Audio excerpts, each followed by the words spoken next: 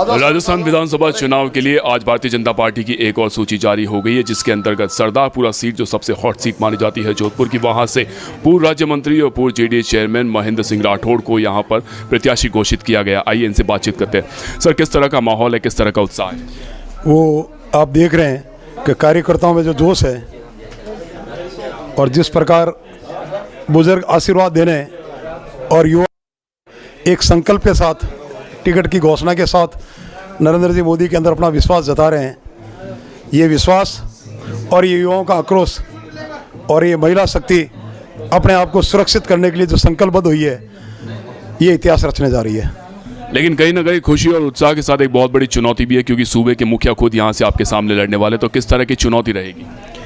देखिए, चुनाव 200 विधानसभा के अंदर एक भी ऐसा चुनाव नहीं है जिसको चुनौती के रूप में नहीं लिया जाता है। चुनाव और खेल अंतिम क्षण तक ईमानदारी और समर्पण के साथ लड़ा जाता है। मैं ये समझता हूँ कि 200 सीटों की तुलना में कांग्रेस की अगर इस बार सबसे कोई कमज़ोर सीट हो गई है तो वो यहाँ की हो गई, क्योंकि यहाँ के सूबे के मुखिया हैं। और जब प्रदेश में शांति होती है, अमन होता है, चैन होता है, विकास होता है, तो उसका श्रेय उस मुखिया को जाता है। और जब प्रदेश अंतर्राष्ट्रीय स्तर के ऊपर महिला उत्पीड़न के अंदर रैंक 1 पे आ जाए, युवाओं बेरोजगारों के साथ 19 बार पेपर लीक हो जाए, दलित महिलाओं के साथ सामूहिक गैंग रेप हो जाए, और इतिहास की पुनरावृत्ति कांग्रेस नेता सुशील कुमार ने नैना सानी को जिस प्रकार तंदूर के अंदर जला दिया था, आज भट्टी के अंदर हमारी बहन बेटियों को जला दिया जाए, तो मैं ये समझ रहा हूँ कि राजस्थान की जनता, विशेष करके सरदारपुरा की जनता अपने आप को अपमानित महसूस कर रही है। यहाँ के विकास के अंदर आप जिस मार्ग से आए हैं, यहाँ पूर्व सैनिक है जिन्होंने 62, 65, 71 कारगिल के युद्ध के अंदर बिना परवाह किए जिस रोड से आए हैं, उसका नाम वॉरियर रोड है, जिसका उद्घाटन संदीप कपूर की माँ माता श्री और लाल सिंह जी खींची, जो कारगिल में दोनों शहीद हुए थे, उनकी वीरांगनाओं ने किया। आज उन सड़कों की क्या दयनीय स्थिति है, क्या ठेके हुए थे, किस प्रकार पेडेस्ट्रियल बनने थे, किस प्रकार सैनिकों की मूर्तियां लगती जिससे समाज प्रेरणा लेती। लेकिन इन्होंने जो चाहा वो किया। कोई ऐसी सड़क नहीं, सरदार कोई टाइम नाम होता था कि जो सबों का ध्यान रखता है। इस क्षेत्र के जिस वर्ग से वो आते हैं, उन्होंने निर्माण में, कला में, खनन में एक विश्वास जता के इस क्षेत्र को दिया। सरदार सिंह जी यहाँ के वो राजा हुए जो प्रजापालक हुए। आज इस सरदारपुरा विधानसभा क्षेत्र के अंदर अगर मैं कहूँ, समस्या तो 100 गिना दूंगा मैं। जिस विश्वविद्यालय में वो पढ़े, वहाँ मैं पढ़ा भी और वहाँ अधिष्ठाता के पद पर भी मैं पहुँचा। आज वहाँ 4-4 कुलपतियों को, 700 कर्मचारियों को पेंशन के लिए अनशन करना पड़ता है। 1 किलोमीटर दूर एमबीए विश्वविद्यालय खोल दिया जाता है। अस्पतालों की बिल्डिंगें हमारे कार्यकाल में शुरू हुई, बन गई। आज नेफ्रोलॉजी के नाम से, किडनी ट्रांसप्लांट के नाम से एक एक शिक्षक जहाँ नहीं है, एक एक कर्मचारी जहाँ नहीं है। कॉलेजों की होड़ों कर करके 400 कॉलेजेस खोल दी गई। छोटे छोटे कमरों के अंदर श्रेय लेने के सारा ये कर दिया गया। तो सरदारपुरा क्षेत्र भी उसे वंचित नहीं है। आज सरदारपुरा की सड़कों को देख के मैं कह सकता हूँ कि ये जो इन्होंने सुनियोजित तरीके से उन क्षेत्रों को जो अपेक्षित थे उन्हें उपेक्षित किया और एक खड्डापुरा बनाने का किया, वो खड्डे अशोक गहलोत और इस कांग्रेस को ले डूबेंगे।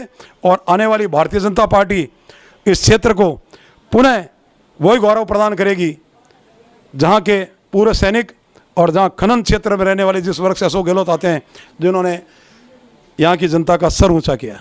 लेकिन मुख्यमंत्री गहलोत का कहना है कि जनता मांगते मांगते थक जाएगी, लेकिन मैं देते हुए नहीं थकूंगा। इतनी योजना, इतने विकास कार्य उन्होंने करवा दिए। तो मुख्य रूप से आप किन मुद्दों को लेकर चुनावी मैदान में उतर रहे हैं? साहब, वो अगर कह रहे हैं तो कोई गलत नहीं कह रहे हैं, क्योंकि उनके सचिवालय की तिजोरियों के अंदर करोड़ों रुपए मिल जाते हैं, उनके सोने की ईंटें मिल जाती है, उनके मंत्रियों के ऊपर लगातार आरोप लगते रहते हैं। और जहाँ महिला उत्पीड़न में सर्वोच्च पंचायत विधानसभा में जब विपक्ष चर्चा करता है कि महिला की सुरक्षा हो, गृह मंत्री का दायित्व के लिए हुए शांति धारीवाल कहते हैं कि यार इसमें बुरा क्या है, ये तो मर्दों का देश है। जिस शासन के अंदर राजा का और शासक का नियंत्रण अपने अधीनस्थों के ऊपर नहीं होता है, कर्मचारियों में भय नहीं, और उन्होंने यहाँ 199 मुख्यमंत्री बना दिए जो कांग्रेस के प्रत्याशी थे, हारे हुए वो और जीते हुए। उनके हिसाब से अपनी सरकार को बचाने के लिए होटलों के अंदर निवास किया, उनके ऊपर वो अंकुश नहीं लगा पाए, और जनता ने उस भ्रष्टाचार को आंखों से देखा है, उस पीड़ा को आंखों से देखा है, गाँव के अंदर बच्चों को स्कूलों के अंदर शिक्षक नहीं होने के कारण देखा है, और गर्भ अवस्था में स्त्रियों को दम तोड़ते हुए देखा है। जनता इस चीज़ को भूलेगी नहीं।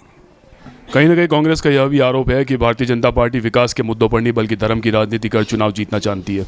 कितना हद तक सही है? देखिए, ये धर्म की व्याख्या अलग करते हैं। सनातन धर्म है वो वसुधैव कुटुंबकम का सिद्धांत लिए हुए हैं। यदि अगर हम वैक्सीनेशन विकसित करते हैं और अरब राष्ट्र को और अफ्रीकन राष्ट्र को भी अगर हम सौंपते हैं, उस वक्त इनका कहाँ जाता है? यदि अगर हम उरी और पुलवामा में हमारे खोए हुए मान सम्मान को लेने के लिए हमारी सेना बहादुरी से चले जाती है, उसके बारे में क्या है? जहाँ रामलला स्वयं प्रकट हुए और 5 जजों में एक मुस्लिम जज जो फैसला देते हैं कि ये स्थान राम जन्म लल्ला का है, और जिसके बारे में कहा जाता था कि साहब ये कोई मंदिर कभी बनेगा क्या, वो अगले मलमास खत्म होने के बाद में जनवरी 2024 के अंदर भव्य राम मंदिर बनने जा रहा है।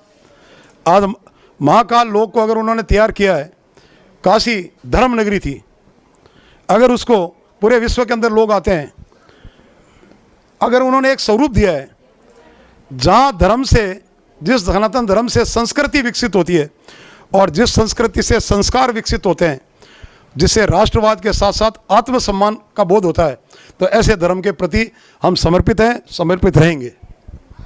तो ये थे सरदारपुरा से विधानसभा प्रत्याशी महेंद्र राठौड़, जिन्होंने बताया कि भले ही सामने मुख्यमंत्री अशोक गहलोत है, भले ही चुनौतियां कितनी भी है, लेकिन वो अपनी जीत को लेकर पूरी तरह से आश्वस्त है। सहयोगी जय के साथ आशीष पुरोहित, द न्यूज़ बर्ड, जोधपुर।